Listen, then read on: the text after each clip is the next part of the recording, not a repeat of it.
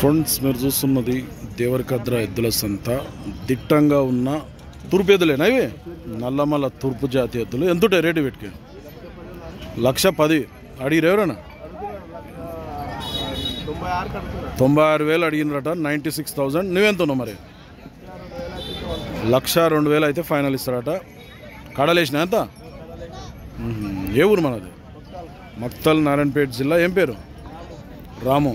Guarantee పని అయితే 2 అంకెలు పోతాయట. నెంబర్ చెప్పు ఒకసారి.